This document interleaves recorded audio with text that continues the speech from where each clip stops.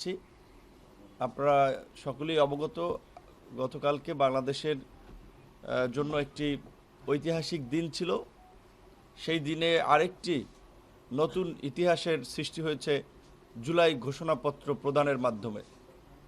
সেজন্য অবশ্যই আমাদেরকে সরকার এবং সরকারের প্রধান তাকে ধন্যবাদ জানাতে হয়, কিন্তু আসলে আমরা ধন্যবাদ জানাতে হচ্ছে কি বলবেন, একটু মানে পুরোপুরি সন্তুষ্ট নয় এমন একটা অবস্থায়, অর্ধেক সন্তুষ্টি নিয়ে অর্ধেক অসন্তুষ্টি নিয়ে সরকারকে আমাদের ধন্যবাদ জানাতে হচ্ছে। কারণ যেহেতু আমরা শুরু থেকেই বলে আসছি, এই গণ অভ্যুত্থানের মধ্যে দিয়ে গঠিত অন্তর্বর্তীকালীন সরকার আমাদের সকলের সরকার। এই সরকারের ব্যর্থতা মানে আমাদের সকলের ব্যর্থতা। এই সরকারের ব্যর্থতা মানে দেশ আর একটা নতুন সংকটে পতিত হওয়া।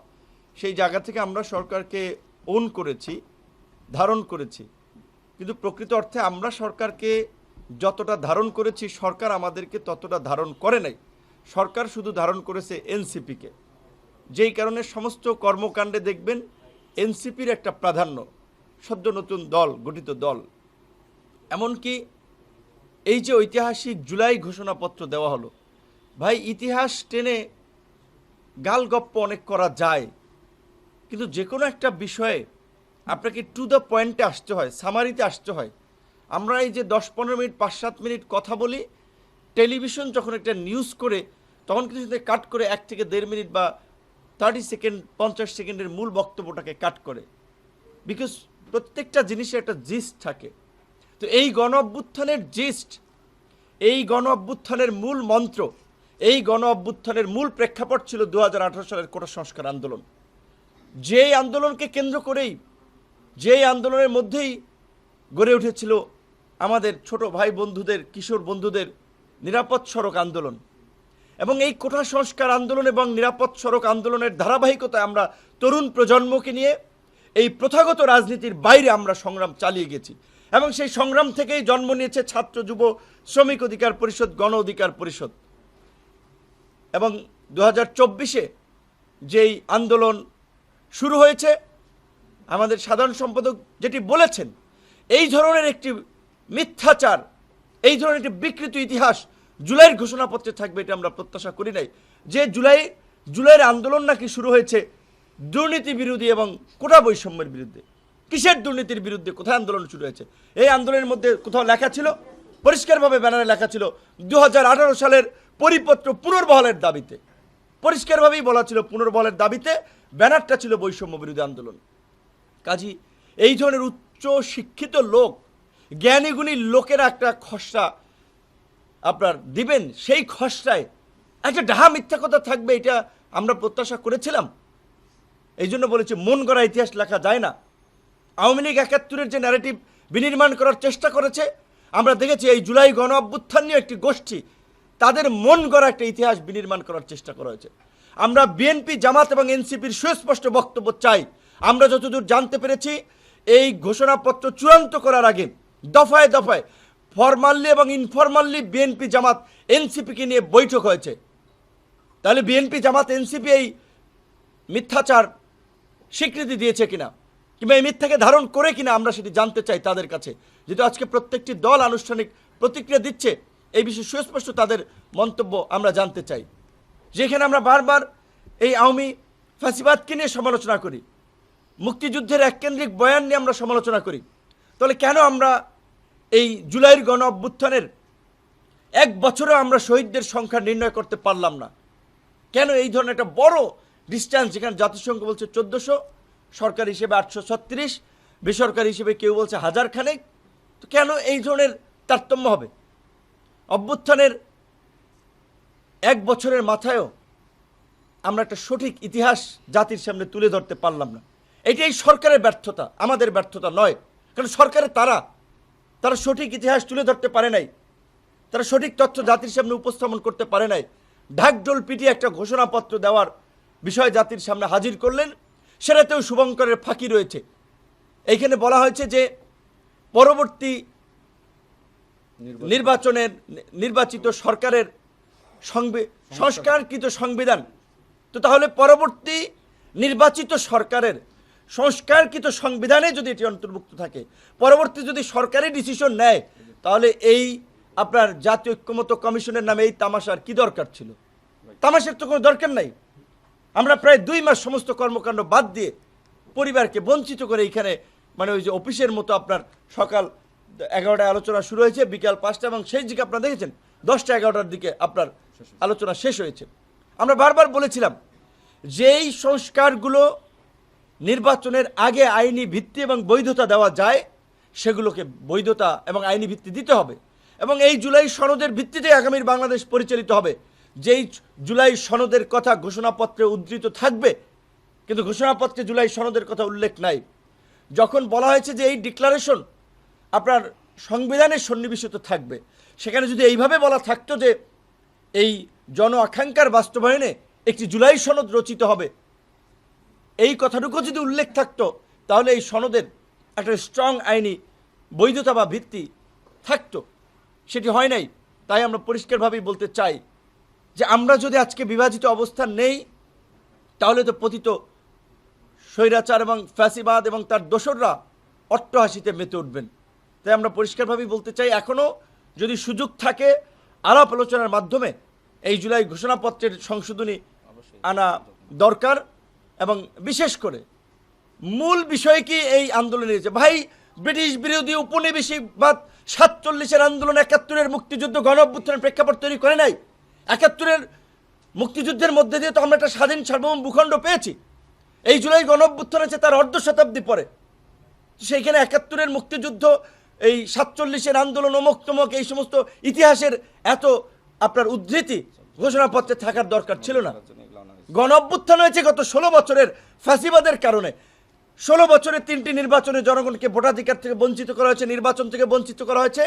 16 বছরে একদলীয় শাসন কায়েম করার জন্য ধারাবাহিকভাবে যে ঘটনাগুলো ঘটেছে, এই সামরিক বাহিনীকে পঙ্গু করার জন্য পিলখানা হত্যাকাণ্ড, আলেম ওলামাদেরকে এই হত্যা করার জন্য শাপলা চত্বরের ঘটনা, এবং এর মধ্যে মোদি বিরোধী আন্দোলন, প্রাইভেট বিশ্ববিদ্যালয়ের শিক্ষার্থীদের আন্দোলন, এবং সবচেয়ে মোমেন্টাম তৈরি করেছে কোটা সংস্কার আন্দোলন এবং নিরাপদ সড়ক আন্দোলন। মূল ঘটনাকে এড়িয়ে একটা অস্পষ্ট ইতিহাস কার স্বার্থে উপস্থাপন করা হয়েছে, কারা এর সাথে জড়িত ছিল, আমরা সেটা জানতে চাই। তারা প্রতারণা করেছে জাতির সঙ্গে, আমাদের সঙ্গে প্রতারণা করেছে। আমরা 15 দিনের 20 দিনের আন্দোলনের মিডিয়া কাভারেজে নেতা হই নাই, হঠাৎ করে নেতা গজে উঠি নাই। আমাদের ধারাবাহিক গত এই 7-8 বছরের ধারাবাহিক লড়াই সংগ্রামে রাজপথের রক্ত এবং ঘাম আমাদের এই রাজপথের পিচের সাথে আমাদের মিশে গেছে। প্রত্যেকটা মানুষ যারা আজকে আমরা এখানে বসে আছি, তারা এই প্রেক্ষাপট তৈরিতে জীবন বাজি রেখে ধারাবাহিকভাবে লড়াই সংগ্রাম করেছে। এমনকি এই ডিবি হারুনের ভাতের হোটেলে গিয়ে যখন অনেকে কম্প্রোমাইজ করেছে, বাধ্য হয়ে কিংবা কম্প্রোমাইজ করে যখন আন্দোলন প্রত্যাহার করেছে, তখন আমরা 2 দফায় রিমান্ডের মধ্যে থেকে আমরা আপনার বজ্র ধ্বনি তুলে আমরা কিন্তু পরিষ্কারভাবে বলেছিলাম যে 90% পতন হয়ে গেছে, আর 10% বাকি আছে, সেটার জন্য ধাক্কা দিতে হবে। আজকে অনেকে হিরো হয়ে গেছেন, 10-15 দিনের আন্দোলনে হিরো হয়ে গেছেন, অন্যদের সমস্ত অবদানকে ম্লান করে আজকে সরকারের ক্ষমতাকে ব্যবহার করে, সরকারকে ব্যবহার করে, উপদেষ্টা পরিষদকে ব্যবহার করে আজকে কিংস পার্টি গঠন করা হয়েছে। আর সেই কিংস পার্টির কার্যকলাপ আপনারা দেখতেছেন যে কিংস পার্টি আজকে তরুণ প্রজন্মকে বিপদগামী করছে, রাজনীতিকে কলুষিত করছে।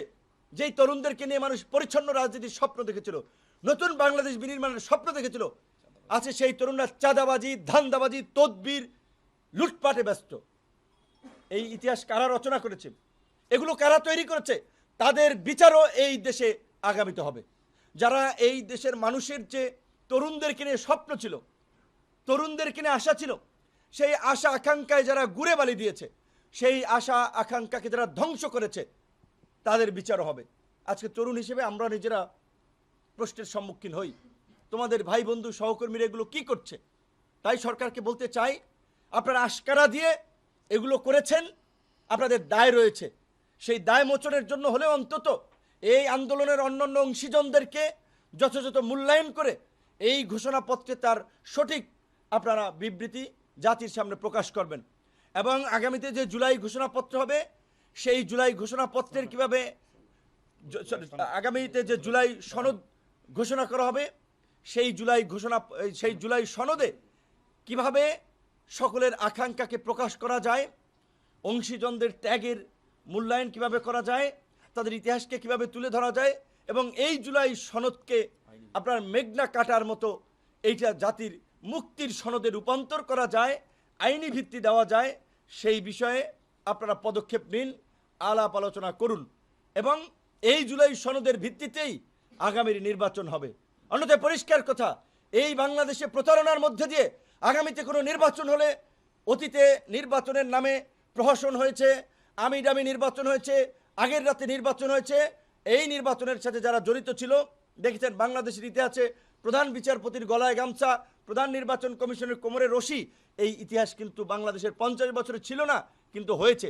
কাজে আগামীতেও যদি এইভাবে ল্যাপস্যাপ দিয়া জোড়াতালি দিয়া খালি একটা নির্বাচন করতে চান, যারা এই ধরনের নির্বাচন করতে চান তাদের পরিণতিও কিন্তু এই যে খায়রুল হক কিংবা নুরুল হুদাদের মতো পরিণত হবে, আমরা হুঁশিয়ার করে দিতে চাই।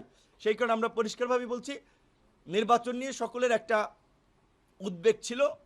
সরকার প্রধান জাতির উদ্দেশ্যে দেওয়া ভাষণে নির্বাচনের বিষয়ে একটা সম্ভাব্য ভালো এবং একটা উপযুক্ত সময়ে ঘোষণা করেছেন, এইটাকে আমরা ইতিবাচকভাবে দেখি। কিন্তু একই সাথে নির্বাচন করার জন্য যেই এলিমেন্টগুলো প্রয়োজন, যেই বিষয়গুলো প্রয়োজন, প্রশাসনের নিরপেক্ষতা নিশ্চিত করা, সৎ দক্ষ পেশাদার অফিসারদের মাধ্যমে প্রশাসনের পুনর্গঠন এবং প্রশাসনকে ঢেলে সাজানো, লেভেল প্লেইং ফিল্ড তৈরি করা, নির্বাচন কমিশন সহ অন্যান্য প্রতিষ্ঠানগুলোকে ঢেলে সাজানো, সেই কর্মযজ্ঞ শুরু করতে হবে। এখন পর্যন্ত প্রশাসনের মধ্যে আমরা নিরপেক্ষ চরিত্র দেখতে পাই নাই। এক দলকে রাষ্ট্রীয় প্রোটোকল দিচ্ছে, অনিবন্ধিত দল কিংবা কোনো রাজনৈতিক দল তাদের নিয়ে সমস্ত কর্মকাণ্ড পরিচালনা করছে জেলা লেভেলে, উপজেলা লেভেলে। অন্য অনেক দলকে গণ অভ্যুত্থানে অংশীজনদেরকে দাওয়াতও দেওয়া হয় না ডিসি অফিসে, ইউএন অফিসে, এসপি অফিসে। তাহলে এই প্রশাসন কিভাবে একটা নিরপেক্ষ নির্বাচন করবে? সেই জন্য আমরা বারবার বলছিলাম যে আমরা নির্বাচন চাই। নির্বাচনের দাবিতে সবচেয়ে স্পষ্ট অবস্থান তুলেছে সর্বপ্রথম শুরু থেকে গণ অধিকার পরিষদ। কারণ আমরা বলেছিলাম যে নির্বাচনের যদি একটা স্পষ্ট রোডম্যাপ না থাকে তাহলে নানান ধরনের ষড়যন্ত্র দানা বাঁধবে, যেটা আমাদেরকে সংকটে ফেলবে। কাজেই সেই জায়গা থেকে আমরা এখনও বলছি যে আমরাও নির্বাচন ফেব্রুয়ারিতে ঘোষণা করেছেন, জানুয়ারিতেও যদি করেন আমাদের আপত্তি নেই, ডিসেম্বরেও যদি করেন আমাদের আপত্তি নাই, কিন্তু নির্বাচনের আগে উপযুক্ত পরিবেশ এবং লেভেল প্লেইং ফিল্ড সকলের জন্য সেটি তৈরি করতে হবে। এই গণ অভ্যুত্থানে এই দেশের সাধারণ জনগণ, রাজনৈতিক দলগুলো ক্রেডিটবাজি করছে। এই যে কিছুদিন আগে পত্রপত্রিকায় রিপোর্ট প্রকাশিত হয়েছে 133 জন শিশু মারা গিয়েছে। এই 33 জন শিশু কোন রাজনৈতিক দলের কর্মী ছিলেন? এই আপনার কৃষক, শ্রমিক, সাধারণ জনতা যারা জীবন দিয়েছিল তারা কোন রাজনৈতিক দলের কর্মী ছিলেন? রাজনৈতিক দলগুলো তো ক্রেডিটবাজি করছেন। রাজনৈতিক দলের নেতাদেরকে বলতে চাই, কোন নেতার কয়জন ছেলে মেয়ে মারা গেছে দেখান। কয়জন এমপির ছেলে, কয়জন মন্ত্রীর ছেলে, কয়জন বড় বড় নেতার ছেলে মেয়ে আত্মীয় স্বজনরা মারা গেছে। মারা গেছে এই দেশের আম জনতা, সবসময় যারা জীবন দিয়েছে, ইতিহাসের ধারাবাহিকতায় যারা সংগ্রাম করেছে, সাধারণ খেটে খাওয়া কৃষক, শ্রমিক, মেহনতি মানুষ মারা গিয়েছে। তাদের লাশের উপর দিয়ে আজকে নেতারা হচ্ছেন অনেকে, এমপি হচ্ছেন অনেকে, পয়সা কামাচ্ছেন অনেকে, উপদেষ্টা হয়েছেন অনেকে। আন্দোলনের নেতৃবৃন্দ, উল্লেখযোগ্য নেতৃবৃন্দের মধ্যে কয়জন মারা গিয়েছেন? মারা যায় নাই। এমপি মন্ত্রীরাও মারা যায় নাই। ওই যে একটা প্রবাদ আছে না, যে যখন দেশে যুদ্ধ লাগে বড় লোকেরা রুটি দেয় আর গরিব মানুষেরা তাদের ছেলে মেয়েদের যুদ্ধে দেয়। এই বাস্তবতা আমরা কিন্তু বাংলাদেশে এই জুলাই প্রত্যক্ষ করেছি।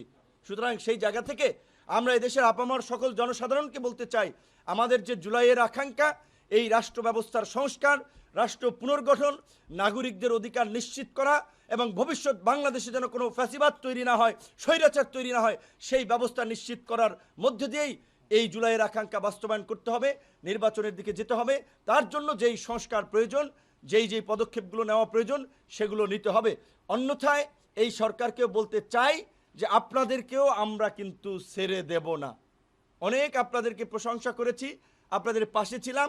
এই যে নির্বাচনের বাকি যে 6 মাস আছে, আপনাদের 6 মাসের প্রত্যেকটি পদক্ষেপে এখন থেকে আমাদের মুখোমুখি হওয়া আপনাদের লাগবে। কারণ আমরা আপনাদেরকে বসিয়েছি, আমাদের রক্তের উপর দিয়ে, আমাদের আবেগের আপনার পুঁজি করে আপনারা ওইখানে উপদেষ্টা হয়েছেন। আমরা আপনাদেরকে সম্মান করে ওইভাবে এতদিন কিছু বলি নাই। কিন্তু আপনারা এই গত 1 বছর ধরে যা করেছেন, আমাদের সাথে প্রতারণা করেছেন, আমাদেরকে বঞ্চিত করেছেন, আমাদের সাথে অনেক ক্ষেত্রে প্রহসন করেছেন। তাই আমরা পরিষ্কারভাবে এখনও বলে দিতে চাই, এখনও আপনাদের প্রতি আস্থাটুকু রাখতে চাই। আপনারা সেই আস্থাটুকু ধরে আমাদের এই আকাঙ্ক্ষার বাস্তবায়ন করে বাংলাদেশকে একটা নতুন দিকে নিয়ে যাবেন, সেই প্রত্যাশা রইল। আল্লাহ হাফিজ। থ্যাংক ইউ সবাইকে।